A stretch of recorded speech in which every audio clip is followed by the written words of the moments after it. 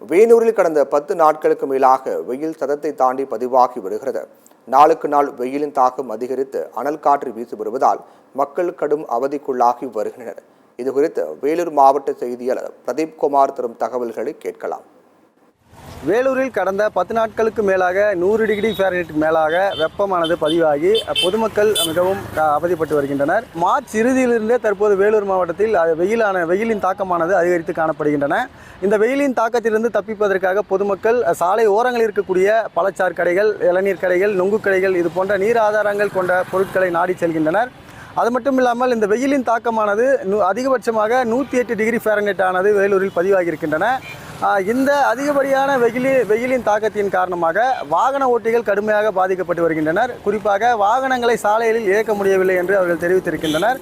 மாநகராட்சியில் இருக்கக்கூடிய முக்கிய சிக்னல் பகுதிகளில் இந்த நிழல் வலைகளை அமைத்து தர வேண்டும் என்று வாகன ஓட்டிகள் கோரிக்கை வைத்திருக்கின்றனர். அது மட்டும் இல்லாமல் பொதுமக்களும் அதாவது மாநகராட்சி முக்கிய பகுதிகளில் சமூக ஆர்வலர்கள் அது மட்டும் இல்லாமல் மாநகராட்சி சார்பிலும் தண்ணீர் பந்தல், நீர்மோர் இது போன்ற நீர் ஆதாரம் கொண்ட பொருட்களை அதாவது குடிநீர் இது போன்ற திரவியங்களை ஆங்காங்கே வைத்தால் நன்றாக இருக்கும் என்று பொதுமக்களும் கருத்து தெரிவிக்கின்றனர். ரொம்ப தூரத்துலேருந்து வர்றோம், வெயிலுக்கு எங்கே போக முடியல, வர முடியல. இந்த கவர்மெண்ட் என்ன பண்ணாக்கா இந்த மோர் பந்தல், தண்ணி பந்தலுக்கான ஃப்ரீயாக வச்சுருந்தாக்கா நல்லா கொஞ்சம் எனர்ஜியாக இருக்கும். அது மட்டும் இல்லாத ரொம்ப ரொம்ப கோடை காலத்தில் நாங்கள் ரொம்ப அவசரப்படுறோம். இப்போ திரும்பி கூட போக முடியல.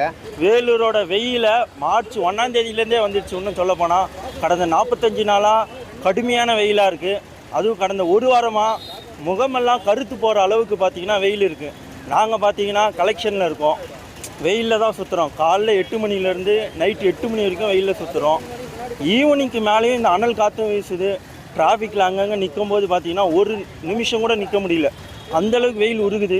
கீழே காலே வைக்க முடியல, அந்தளவுக்கு தார்லேருந்து வெயில் அனல் காற்று கீழே வீசுது. மேலேருந்து கேப் போட்டு போனாலும் ஹெல்மெட் போட்டு போனாலும் வெயில் அதை விட கடுமையாக உக்கிரமாக இருக்குது. இந்த முறை வெயில் எப்படி நாங்கள் தாங்க போகிறோன்னு எங்களுக்கே தெரியல. கத்திரி வெயில் வர்றதுக்கு முன்னாடியே இவ்வளோ வெயிலின் தாக்கம் அதிகமாக இருக்குது. முக்கியமாக இந்த 2 வீலர் டிரைவ் பண்ணுறவங்களுக்கு பார்த்திங்கன்னா அவ்வளோ கஷ்டப்படுறாங்க. ஏன்னா இந்த அனல் காற்று மட்டும் இல்லாமல் வெயிலின் தாக்கம் ரொம்ப அதிகமாக இருக்கிறதுனால நீங்கள் டிரைவ் பண்ணும்போது நீங்கள் பார்த்துருப்பீங்க, உங்களுக்கு இந்த நகம்லாம் அவ்வளோ எரியும். நகம், கால் நகம் அந்த மாதிரி அவ்வளோக்குள்ளே, அதே மாதிரி ஸ்கின்லாம் பார்த்திங்கன்னா அவ்வளோக்குள்ளே எரியும். அதில் முக்கியமாக ரொம்ப கஷ்டப்படுறது எப்போன்னு பார்த்தீங்கன்னா இந்த டிராஃபிக்லலாம் நிற்போம் பார்த்தீங்களா, கிட்டத்தட்ட 30 செகண்ட்ஸ் 60 செகண்ட்ஸ் நிற்கும்போது அவ்வளோ கஷ்டமாக இருக்கும். வெயிலில் நிற்க முடியாது. அதுவும் பைக் ஓட்டுறவங்களுக்கு ரொம்ப ரொம்ப கஷ்டம், பைசைக்கிள் ஓட்டுறவங்களுக்குலாம்.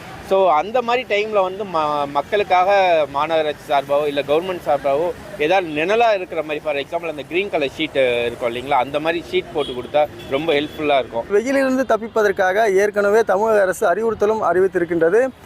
வெயில் அதிகரிக்கும் போது பொதுமக்கள் யாரும் வீட்டை விட்டு வெளியே வர வேண்டாம், வெயிலில் பாதுகாத்து கொள்ளுமாறும், அது மட்டும் இல்லாமல் நீர் ஆதாரங்கள் அதிகமாக இருக்கக்கூடிய உணவுப் பொருட்களை உட்கொள்ள வேண்டும் என்றும் தெரிவித்திருக்கின்றனர். இந்த வெயிலிலிருந்து தப்பித்துக்கொள்ள பொதுமக்கள் அவரவர்களே பாதுகாத்து கொள்ள வேண்டும் என்பதே இங்கு இருக்கக்கூடிய சமூக ஆர்வலர்கள் மற்றும் பொதுமக்களின் மேலான கருத்தாக உள்ளது. சத்தியம் செய்திகளுக்காக ஒளிப்பதிவாளர் சுதாகருடன் பிரீத்குமார்.